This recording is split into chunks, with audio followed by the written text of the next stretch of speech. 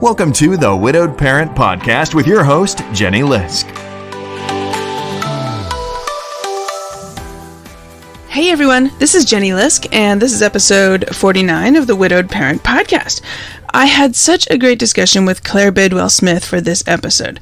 So Claire is a therapist, and she's the author of 3 books on grief, including her most recent book, Anxiety, the Missing Stage of Grief. And anxiety is a topic that I hear a lot about from widowed parents, whether it's for those parents themselves or whether it's in relation to their teens or their kids.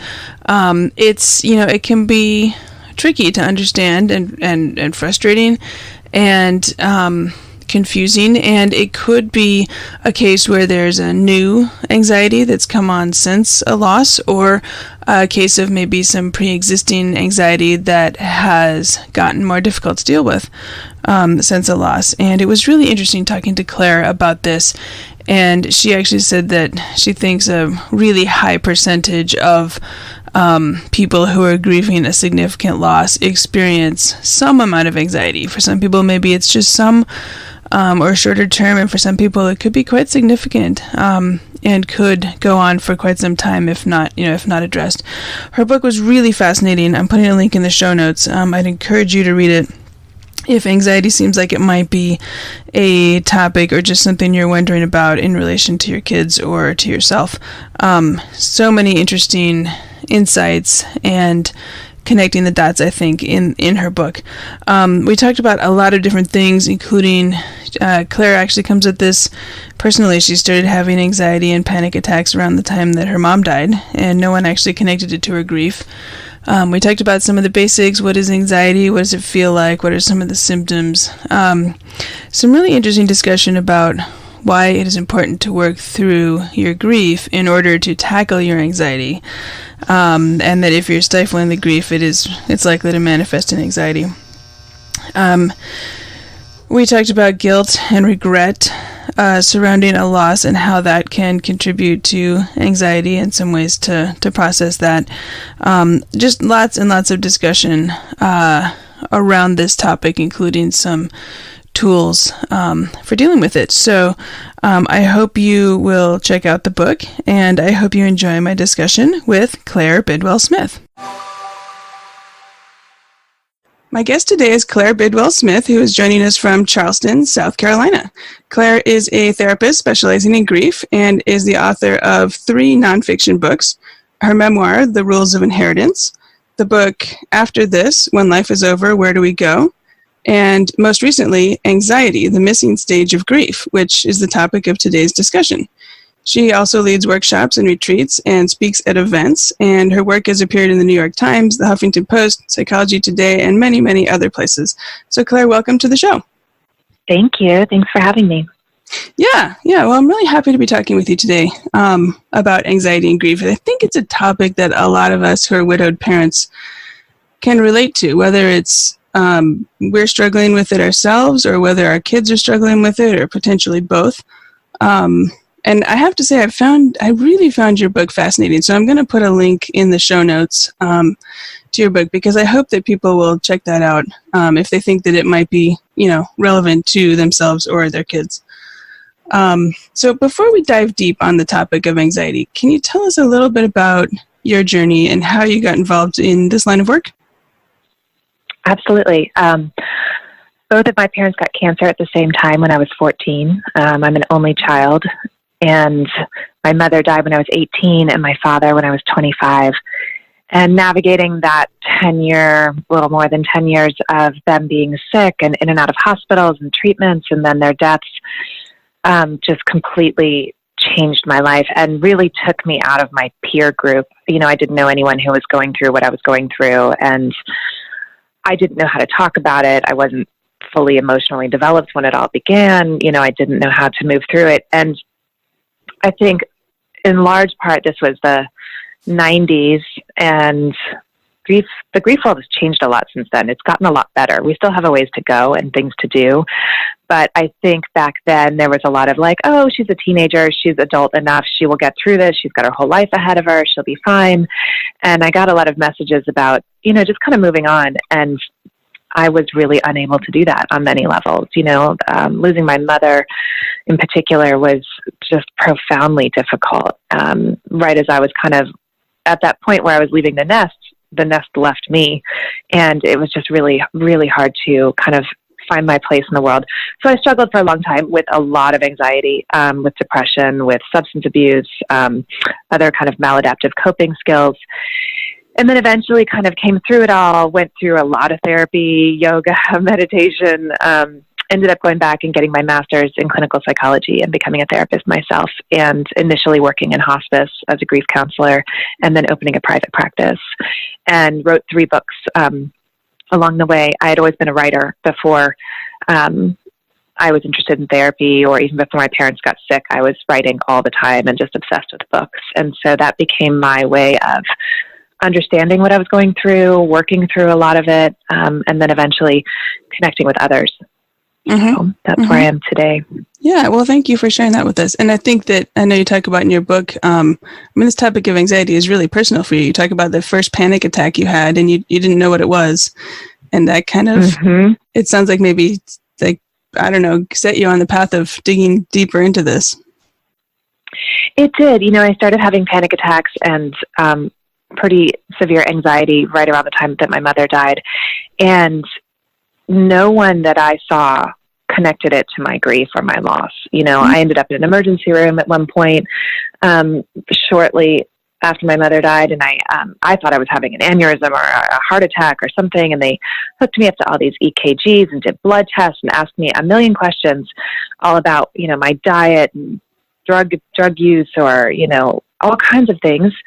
Never once did they ask me what I was going through, and if they had, I would have told them, I'm 18, my mom just died, my father also has cancer, I'm, off to college, and there were so many reasons that I had anxiety that were really overlooked. And so because it was overlooked by professionals, I dismissed it as well. And so I didn't connect it to my grief for a long time. Sure. And it wasn't until I was taking I took a trauma psychology class while I was in college. I'd always been kind of interested in psychology, so I would take classes in it here and there. And I took a trauma psychology class at one point, and I was learning about PTSD. And I was suddenly like, wow, I think my anxiety might be connected to my mother's death. And, it's so obvious now to me, but at the time it was really revelatory. And eventually I started to see it in a lot of clients I was working with. I began to write about it. I wrote an article for Slate.com about 6 years ago that has the same title as my book, Anxiety, the Missing Stage of Grief. And I was flooded with emails from people saying, oh my God, is this a thing? Is this real? Because so-and-so died 6 months ago, 6 years ago, 6 days ago, whatever it was. I'm having panic attacks. I'm having all this anxiety.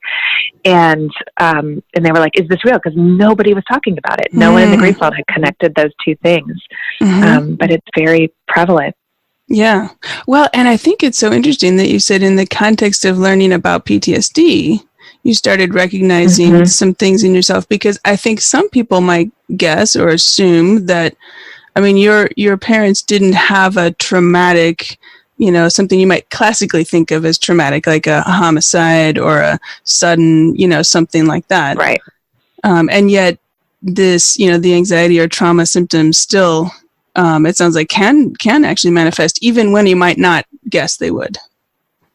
Absolutely. Yeah. And I think that, trauma has many layers and definitions. And I think, particularly for adolescents and children who go through loss, there is a trauma there, even if it doesn't look like what we imagine trauma looks like. Yeah. Okay. So important. So let's move in then to talking more about anxiety and grief. And actually, I wanted to ask, if you don't mind, if you could set the stage for us a little bit by reading this passage from your book. And again, it's called Anxiety, the Missing Stage of Grief. Sure. My mother's death rocked me. I was absolutely floored by it. Nothing could have prepared me for it. Not the 5 years we'd spent helping her combat her illness, not the talks my father had with me about her potential demise, not the school guidance counselor sessions. The truth was, I never believed she would actually die, because mothers don't die. Bad things don't actually happen.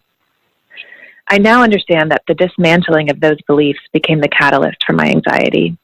When my mother's death disproved those two beliefs I'd so fervently held on to, the whole floor dropped out. if my mother could die, anything, absolutely anything could happen. Wow. Okay. Thank you for sharing that. Let's jump right in then to some specifics. So, I mean, what is anxiety, or what are some symptoms of it? Can you just kind of start with some basics for us? Yeah, anxiety is the feeling of fear and foreboding, of worrying about something bad happening, and it can be something real or imagined, which is the tricky part of it. So, there can be actually a real threat, a hurricane coming or fires going on that can cause anxiety, or you can just be worrying that you might get cancer and die just like your parent. So it can be real or imagined. The symptoms are all kinds of things. I think one of the most confusing anxiety symptoms is that they're physical. So you can sweat, your heart can race, you can get nauseous, you can have panic attacks and heart palpitations and heavy crying or bursts of anger. Anxiety manifests in these kind of very outward symptoms that are often confusing for people because they'll think that either it's something else is going on, or that they're actually physically ill. And then there's also other things. There's social phobias, there's hypochondria, there's all kinds of things that come with anxiety. And I think in terms of, there's generalized anxiety disorder, and then like you said, there are some specific within that, or like social anxiety or different things. Okay. And so I think your description of some of those symptoms is helpful for those who don't have anxiety. I think it's very, very difficult to understand if a parent, for example, doesn't have anxiety themselves and they're trying to understand their child who does. I think it can be difficult to really understand what that feels like. Yeah, anxiety can be very preoccupying, and for someone who doesn't have it, it is difficult to understand because there's something kind of irrational about anxiety as well. You can't let go of this cyclical thought, or there's times when you can wake up in the morning and you were fine the day before and you just wake up anxious.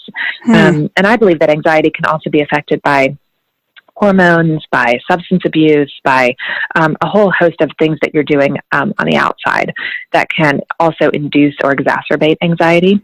So there are some days that you can just kind of wake up feeling anxious and feel like you can't get out from underneath it, which is really overwhelming, especially for a kid. And so, based on your experience, I guess, as a therapist and your research you've done and all that, how common would you say it is that anxiety might arise as a challenge or an issue in the case of grief, a family or a person that's grieving? I think it's incredibly common. It does not happen for everyone, but I would say, I would guess 75% of people have at some point some form of anxiety. Some of it's really severe. For some people it's really overwhelming, and other people, they just maybe have little bits and bouts with it. And then there's a population that don't ever experience it. But I think that it's much more common to have it than not after a big loss. Well, and it's easy, when I stop and think about it, I guess I can see why, if a kid has lost one parent, they know all too well that sometimes bad things do happen, right? They maybe know that more than another kid who has not had something really bad happen. So, Absolutely. It's not totally irrational that they would be worried about the surviving parent. And yet, I guess it can become debilitating sometimes. It really can. I think anxiety can become insidious, and you kind of have to do some real work to get out from underneath it, because it can take over. The thoughts can get really addictive and cyclical, and you're just constantly seeing everything through this lens of potential disaster. And once that kind of sets in, it's hard to get away from it until you start doing taking some real steps and measures. Okay, well, let's dive into that a little bit. Steps and measures, and what, I don't know, where does somebody start? How do they begin to, let's say your kid or your teenager has anxiety, or yourself. I guess, how do you begin to, maybe even you get to the point where you need help or your kid needs help? What's next? Well, if we're talking specifically about grief anxiety, which is, this whole thing, then for me, I really feel strongly that it's a two-part process, and they kind of go in tandem, but there's two components that have to be worked through. Really grieving and working on the grief and processing the grief is an enormously important part of it. If you're not processing your grief and you haven't worked through a bunch of the aspects of grief that are coming up for you, you're not going to be able to tackle the anxiety, because a lot of the anxiety comes from that. It comes from suppressing grief or not addressing things that are sitting with you, feelings of guilt or regret, or not having said goodbye, or just not letting yourself cry or get angry or feel all the things that come with grief. If you're stifling your grief, or you're getting messages from around you to stifle your grief, then that's going to manifest in anxiety. So really looking at, like, when a client comes in to see me who has been experiencing the grief-related anxiety, I first always check in with, like, where they are in their grief process. And they could be 20 years out from a loss. I work with a lot of people who lost a parent in childhood and adolescence and are now in their 40s, 30s, and they're kind of wanting to look at that and do some work around it. So we go back and we really look at, like, what was their grief process like, or what has it been like, and in what ways do they feel like they are grieving? In what ways do they feel like they're not grieving, or where are they suppressing it? Where is it scary? Grief is so overwhelming, as you know. It is so huge. It's so much bigger than most people understand, or anyone understands until it happens to you. The enormity of emotions can just be really overwhelming. The fact that you can drop to your knees sobbing in the middle of the day out of nowhere, it's a scary feeling, right? You feel very vulnerable and kind of nervous about when it will come on or how to manage all those emotions. I mean, there's nothing else in life like it. So a lot of people do tend to kind of try to tamp it down or suppress it or run away from it. So the first thing I always do, again, is to really check in and sit with them and figure out where they are in the grief process. Where do they need to kind of dig deeper or release things or work through some stuff? From there, we start to look at the anxiety and how it's manifesting. Like, what are the symptoms? Are they panic attacks? Are they reoccurrent, obsessive thoughts? Is it hypochondria? Are they isolating? Is it social phobia? So starting to really look at the actual how their anxiety is manifesting, and then doing some cognitive behavioral work around it, helping them understand what anxiety is, how it works, how to pay attention to their thoughts and notice them and figure out what it is that's, like, plaguing them and running through their heads over and over. And from there, we start to work on finding some freedom from those reoccurrent anxious thoughts.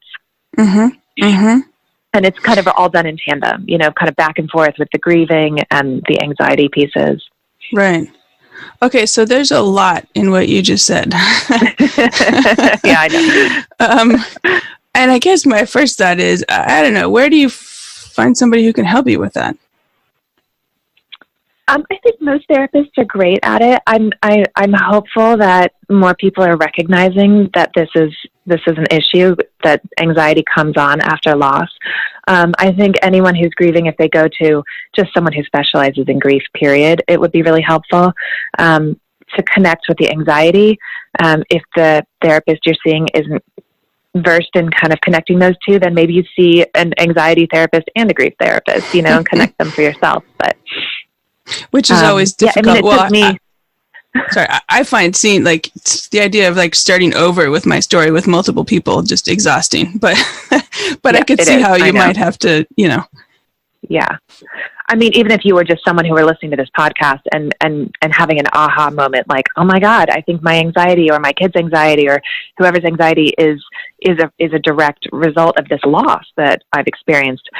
Just going into your therapist and saying that, hey, what do you think? What do you think about this correlation? Like, can we talk this through? Yeah. I think that, that could be really helpful. Yeah. Okay. Good. What do you think are some, I guess, if parents are, like, noticing their kids and what's going on, and what do you think are some common things that kids who've had a loss, parent loss, might be anxious about? I think that there's a lot of things they get anxious about. I think there's a lot of fear of more loss or more bad things happening. I think that often they start to worry about the other parent. That's very normal and common and understandable. And, truthfully, it's a really hard one, because you can't just say, oh, I'll be here forever, because their other parent wasn't, they know that that's not true. So it's a matter of really kind of helping them to sit with that uncertainty. And I mean, this is true for adults as well. And this is what happens when we lose somebody significant and we really are forced to face our mortality. And it's a dizzying realization, we're not going to be here forever. We could go at any minute, how do you sit with that uncertainty? And part of the answer to that is really opening up space to talk about that, to talk about those fears, to talk about those questions, to explore your own beliefs about the world and the meaning of life and afterlife and relationships and love and where you are in your world. And then part of it is understanding how thoughts work and knowing that every time you come up against that fear and that thought, like, oh my God, what if mom dies too? Knowing that that's a thought, like just helping somebody recognize that is a thought. You don't have to follow it down a rabbit hole. That thought is going to cause a series of sensations in your body. It's going to make your heart race faster. It's going to make your palms sweat. It's going to lead you to behaviors, that you don't want to do. What do you do when you get anxious? Lots of people have maladaptive coping skills when they get anxious. They drink, or they, over exercise, or they overeat, or they, get into bad relationships. There's all kinds of things people do when they get anxious. So helping someone, including a kid, see the pattern and the effect of following that thought down the rabbit hole. So when they have the thought, my mom could die too. Okay, pause there, and often for kids, it's like pivot, find something new to think about. That thought is not a productive thought. One of the things that I think is so fascinating about anxiety is that people use it sometimes because it feels like they're doing something, right? So they feel like, okay, if I worry enough about this thing, I'm doing something about it. Like they're afraid to let go of worrying about it. They think that it makes them feel like they're doing something. They've got some grip on it. Do you know what I mean? Yeah. Like someone who's afraid on an airplane of turbulence, and they will stop everything they're doing when the plane gets turbulent, and they grip the seats, and they're like thinking through the whole thing. And it feels to them like they're helping control the situation, when really they're just feeding into the anxious pattern more. But the feeling of, for them to imagine just not worrying about it and letting it go feels scarier. Yeah. Right. Yeah. No, that makes sense. And so just to follow back on one thing you mentioned about, like, if the kid says to the surviving parent, I'm afraid you're going to die too, or something along those lines. And so I'm hearing you say that it's probably not helpful to promise, oh, I'm not going to die, right? Because it's not true. I mean, you probably won't, right? But you might. So I guess, what is an appropriate response? And maybe it depends on the age of the kid, but do you have any thoughts on that? Yeah, it does depend on the age of the kid, but I would really provide space for them to talk about that fear. Okay, so tell me more. What are you most afraid of? What would it be like? What would you want to happen if that were the case? I mean, kind of really walking into it, because what happens is those thoughts become extra scary when we run away from them. I had an anxiety doctor that I consulted a bit for the book, and he kept giving me the analogy of, like, say a tiger comes into the room, and every time it comes in, you just freak out and slam the door and shut it out. Eventually, if you let the tiger in and kind of get used to it and, like, let it walk around and kind of take a look at it, prepare for it, like, it becomes this thing where you stop having this immediate fear response to it, right? So kind of helping someone talk through that fear, even though it's a difficult conversation. I mean, it really is. But again, you say things like, it's probably not going to happen. It's very unlikely, but let's talk about it a little bit, rather than shutting it down. Yeah. Okay. That makes sense. And another thing I wanted to follow up on, you touched, I think, a little bit on this, well, at least in your book, I know you talked about it, guilt and regret, and maybe how some guilt or regret of the death or the circumstances or whatever can end up causing or making worse or something anxiety. Can you talk a little bit about, like, why would that be, and what do you know about that piece of it? Yeah, guilt and regret are a really interesting topic when it comes to grief. Elizabeth Kubler-Ross has a great quote. She says, "Guilt is death's most painful companion." And I I find that so interesting because it's rare that I've met a grieving person who doesn't feel guilty about something. Oftentimes there's some imagined guilt, they've come up with something they wish they had done differently, or even if it's irrational, like they couldn't have been there the night that the thing happened, but they just can't stop with that thought. And then sometimes there are very real things that people feel guilty about. I wasn't there the night my mother died. I was on my way. My dad had called me at college and told me that she probably only had a few days and it was up to me. And I left college to drive to her hospital 7 hours away. And I stopped on the way to see this boy I had a crush on. And, I ended up staying the night there instead of going on. And my dad called in the middle of the night and told me that she was gone. And the guilt that I felt over that, it destroyed me for years, many years. It's not something that I feel at all now. I feel so much compassion and forgiveness for like that 18-year-old version of myself who was so scared and so confused and just scared, but at the time it ate me up. And I've seen this happen with a lot of clients. There's something that they really wish they could have done differently. And that maybe they had the opportunity to, but often when we're caring for someone who has an illness, it's just incredibly difficult, and we don't always make the right decisions, or we don't take them to the perfect doctor, or whatever it is that we think in our heads. So anyway, people often come into the grief process carrying something that they wish they could do differently. And the hard part about that is now the person is gone. So how do you make amends? How do you forgive yourself? How do you work through this with the person? And I do really think there are ways to do that. I have a lot of my clients write letters to their loved ones, just writing it out, like telling them what it is they wish they had done differently, telling them that they're sorry, even if it's something that they don't really need to be sorry for, or they know the person would forgive them. They need to say it. They really, it's living inside them, and they need to say it. And so writing it down, however many times they need to, is really helpful.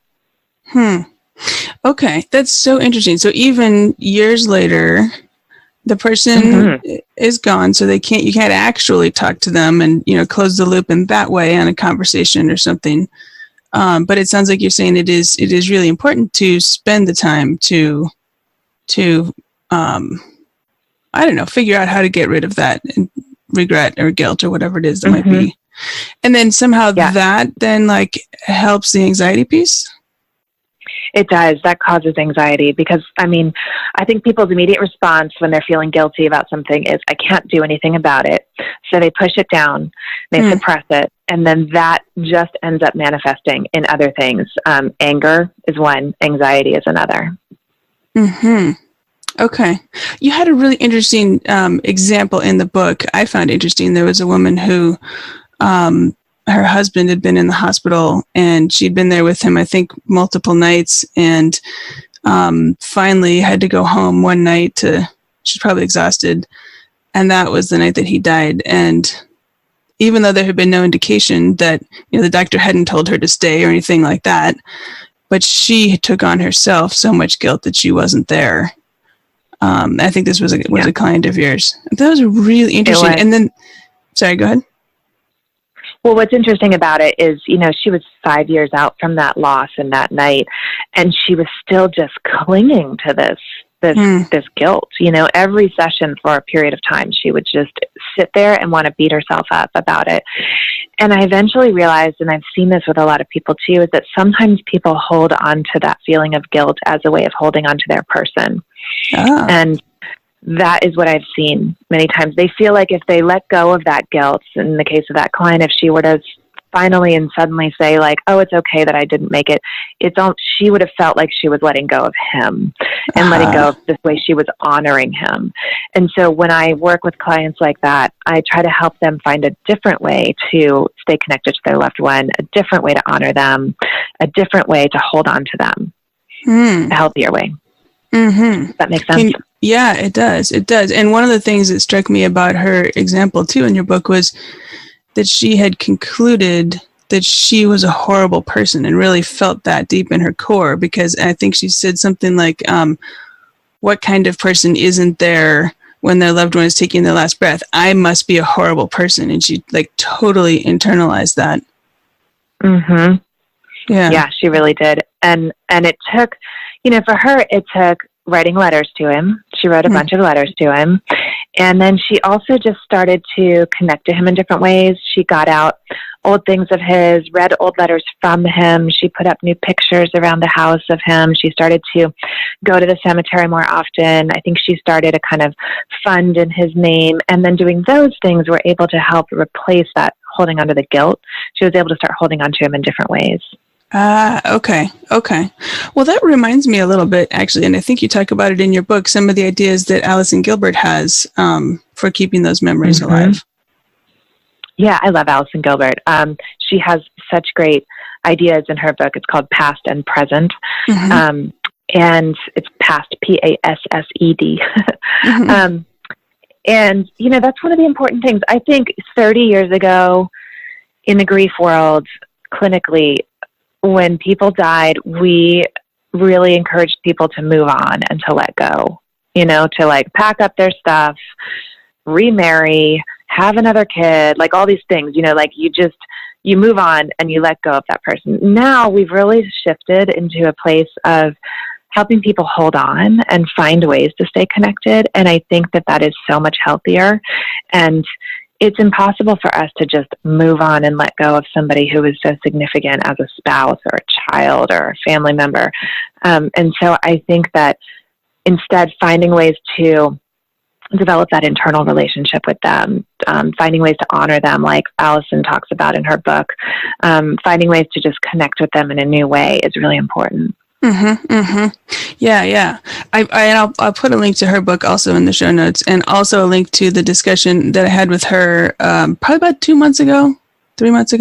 I forget what episode number it was, but I'll put that in the show notes too, because I think that listeners might. I'm sure they'll find lots of great ideas in her book. Yeah. So okay, and something else you talk about in your book is about telling the story of your loss and why that's why it's so important to tell that story. So why is that important? I think that as humans, we're natural storytellers. We make sense and meaning of the world through stories. It's why we love television and shows and movies and books. And it's how we learn. It's how we carry on traditions. It's how we carry memory. And I think also it's how we move through trauma when there's a story that we are holding and holding inside of us about a loss. Especially when we're newly grieving, it's really hard to find people who are willing to listen. It's a lot. You'll have everybody shows up in the first 6 weeks and they're all around you and there's a big flurry of stuff, and then everyone kind of drops off and fades out, at the time when you really start to process it more than ever and need people around more than ever. And I think that it's so hard for people to see other people uncomfortable and in pain. So sometimes when people tell their story of their loss, other people try to make it better or fix it, or, oh, it's going to be okay. You're going to be okay. And really just letting someone tell their story, letting someone talk about this thing that's living inside of them every day is really important. I'm just thinking here about a couple of questions I got from listeners. One person asked, for the new grieving widow early on in grief, is it important to specify which feelings are grief and which are anxiety? Or is it more important just to feel and express whatever's there?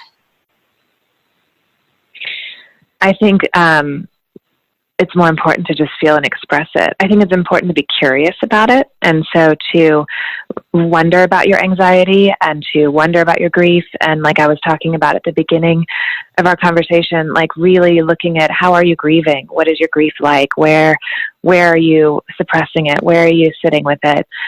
Where do you need support with it? It's really hard to grieve. Do you need help? When we don't have help or when we're suppressing it, that's when anxiety gets worse. So kind of looking at both of those together, I think is important, and letting yourself feel everything that comes. And there's a bunch of questions wrapped up in this one, but one question is about coping skills.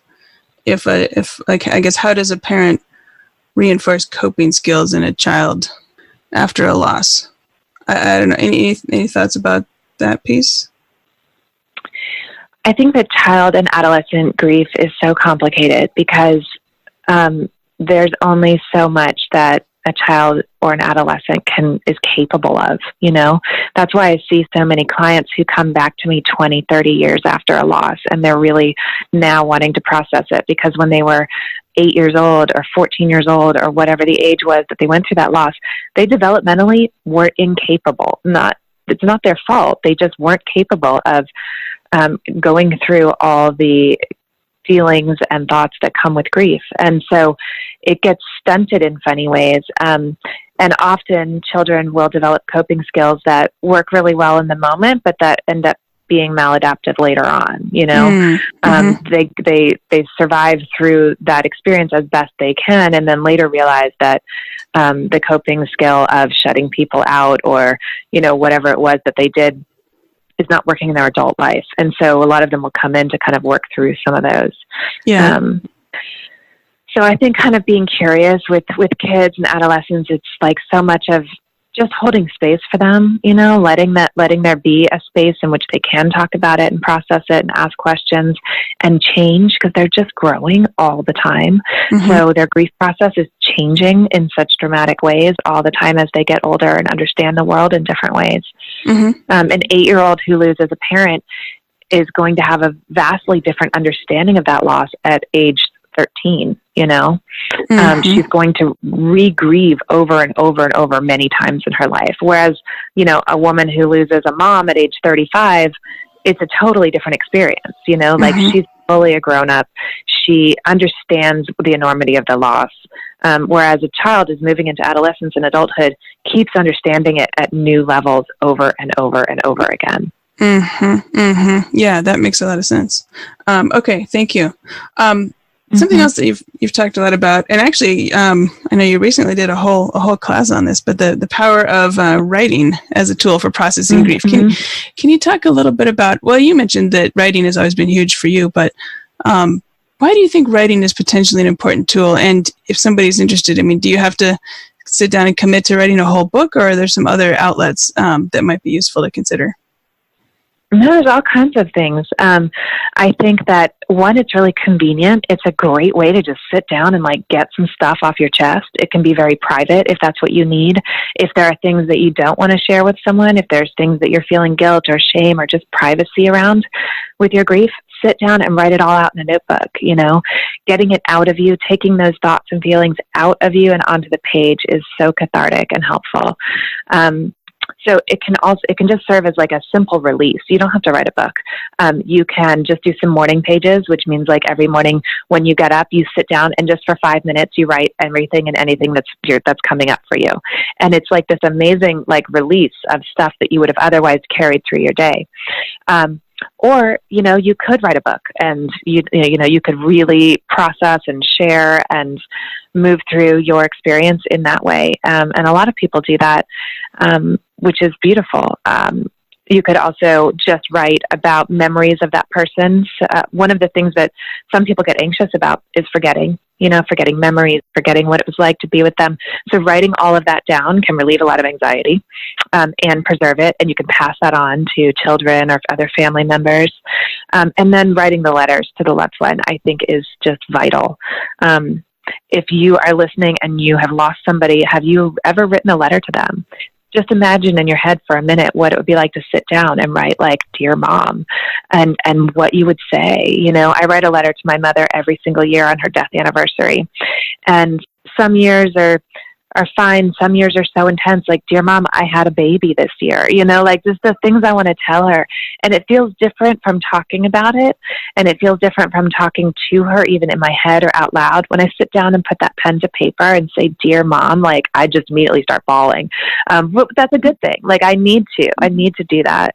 Mm-hmm. So I love writing for that. Is that something that you would ever pull together for your kids to have someday as a, insight into you, or you think it's just going to, never be seen by them? It's really definitely more for me, but I'm fine with them seeing it at some point. It's an interesting idea. I hadn't thought of it. Yeah, it seems like it could be, because I know one of the things with I'm not talking about your kids now, but kids, widowed kids who've lost a parent. I think that fear of forgetting that parent is a big fear, especially the younger they were when it happened, or they might be so young that they never knew them at all. Not even born yet or just born. But even if they were 6 or something, they still, probably will be harder and harder over time to remember. Let's see here. One other thing that you mentioned in your book is that sometimes anxiety can come up if, this idea of reevaluating our lives after losing someone significant, and maybe if we try to ignore that or push that aside, that sometimes that can create anxiety too. I think that I think there's a lot of really interesting opportunity in grief and in loss. I think that it is an experience that really asks us to think about life in an entirely new way. Think about it on levels and in depths that we have never thought before, and think about the meaning of life, and think about mortality and relationships and love, and what we're contributing to the world at large. It kind of demands those questions and answers from us, which I think is a unique opportunity at a point in your life that you can dive into. It can be overwhelming, but also really beautiful and transformative. But one of the things I think it's also can serve as like a real wake-up call. And sometimes we'll realize that we are not in great relationships, or we're not living our best Oprah life, or we're not following some dream that we really wanted to do. And the reminder that life is short can be a really interesting time for us to kind of step into that. But I also think it's important to take a look at your relationships. In that chapter, I talk a lot about like, what are the relationships in your life? Who's supporting you? How are you supporting others? Like, what's healthy? What's not? We all have at some point in our lives an unhealthy relationship with somebody, often more than one, and so kind of taking a look at those relationships too is really helpful to the grief process. Okay, good. Thank you. Gosh, we're almost out of time. I think we could keep talking about this all afternoon here, but I do have a couple more questions, or I guess all morning my time, afternoon your time. So, okay, one thing I guess that was on my mind, and I don't know, well, let me just ask. I mean, is it realistic to expect that, if you work with a therapist and do all this grief work and all this anxiety work, I mean, is getting rid of anxiety something, that might be realistic to expect? Or is it more a case of like lessening it or learning to cope better or minimizing, or I don't know if I'm using the right words, but does that make sense? Yeah, absolutely. It's a great question. The anxiety specialist I was meeting with for this book, I asked him that question. I said, is it possible to get rid of anxiety? And he laughed at me, which I was surprised by. And he said, no, why would you want to? And he said, anxiety is incredibly useful. We use anxiety in our regular day-to-day life all the time. We use anxiety to prepare for a trip, or to give a speech, or to, make sure we have everything going out the door in the morning. We get anxious, like, oh, did I forget something? That is a normal low level of anxiety that we all use to function. And it's important. It's important to point that out to people too, who are trying to get a grip on their anxiety, that they don't need to, nor will they be able to get rid of anxiety completely. They need to get to a place where they are able to function again, and that the anxiety isn't getting the best of them and taking over their lives and taking away from their general sense of well-being and happiness. So I think that you can really get to a place where the anxiety is diminished and lessened. For me, I feel like I will always veer towards having like a disaster scenario in my head. But what I've learned, like, my husband's late coming home from work, and I generally think, oh my God, he's probably dead. And I think that for me, what I used to do in that scenario, or I would get like a pain in my side and I would immediately think, oh my God, I'm dying of cancer. And I would start picturing being in the hospital bed, saying goodbye to my kids. And before I knew it, I was spinning out into this whole place, right? Now I'm in a place where I'll have that thought, and then I will say, oh, there's an anxious thought, and I will dismiss it and move on to what I was doing. So like I still have the anxious thoughts, but they don't take over, my life, my day, my physiology anymore. Yeah. Okay. That makes a lot of sense. Thank you. Okay, so one last question then. So if you could say one thing to widowed parents about anxiety and grief, what would you say to them? I would say that it's really normal, and the biggest thing that they can do for themselves, that you can do for yourself, is to have compassion for yourself. For some reason, people love to beat themselves up when they're grieving. I shouldn't be this sad. I shouldn't be this anxious. I should be better. I shouldn't be this much of a mess. Have compassion for yourself. This is one of the hardest things you'll ever go through, and it asks everything of you. And there is beauty to be found in that, but also an enormous amount of pain. And so just have compassion for yourself as you move through it. Mm-hmm. Okay, well, thank you so much. I think that's the perfect place to end. So, my guest today is Claire Bidwell Smith, who is a therapist specializing in grief and is the author of Anxiety, the Missing Stage of Grief. So, Claire, where can listeners find you and find your books if they would like to learn more about your work? The books are everywhere: Amazon, iTunes, Barnes & Noble, independent bookstores. And then my website is clairebidwellsmith.com, and I've got grief courses and anxiety meditations and you name it on there. Fantastic. Okay, we'll put that in the show notes for sure. So Claire, thank you so much for speaking with me today. Thank you. It's such a pleasure to be here. I hope you enjoyed my interview with Claire Bidwell Smith as much as I did. You can find show notes and all the links at widowedparentpodcast.com. Look for episode 49. So, as I record this, we are closing out December 2019. We're right in the middle of the holiday season. For listeners in the U.S., we've already had Thanksgiving. For those who celebrate Christmas, it's coming up in exactly 1 week, and New Year's is right after that. So I hope you're doing okay. And do check out episode 47 if you haven't had a chance yet. I did do an interview with some experts at Cara Grief Center about grief in the holidays, and I've heard from listeners that that's actually been really helpful and really timely.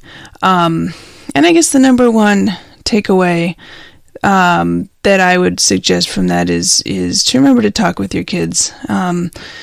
See what they feel comfortable with, what they're concerned about, and try to keep those avenues of communication open, because it can be a tough time, as you know, for everyone involved. And the fact that there's just 2 weeks left in this decade, really, which is kind of crazy to think. It's got me thinking as we close out this decade, what do I want my life to look like as we close out the next decade? So in the end of 2029, when there's 2 weeks left and I'm looking back on the 2020s, where do I want to be at that time, 10 years from now? I don't know, but I'll be giving that some thought as I have some downtime, and I hope you'll think about that as well. Also, let's see, as far as stuff coming up, going to have a lot of new things coming out in January. First of all, I'm going to be trying to get my memoir finished up, so stay tuned for updates on that. It's a memoir based on my Caring Bridge journal from the time when my husband was sick, and there was about 8 months of journal entries, and I've added reflections and context around that, so stay tuned for that. Also, very exciting, I'm working on some new YouTube content. So I have a few things on my YouTube channel right now. I haven't talked about it a whole lot because I wanted to get some content over there first.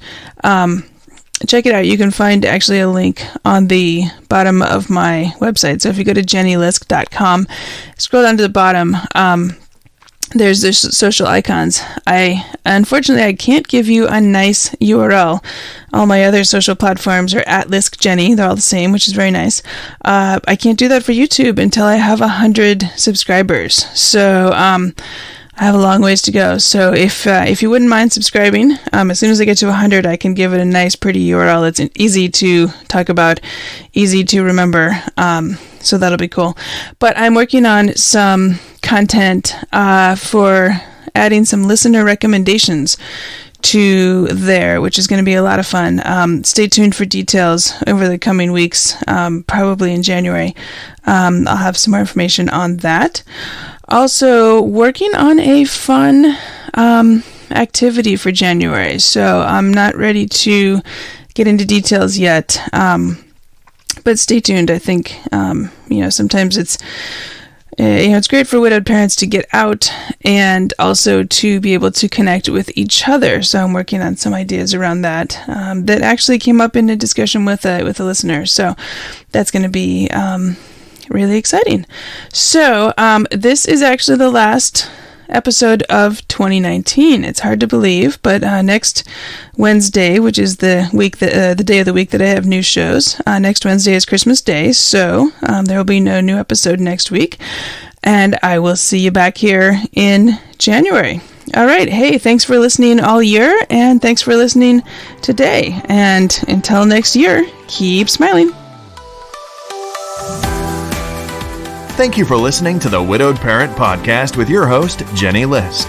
Connect with us on social media and at widowedparentpodcast.com.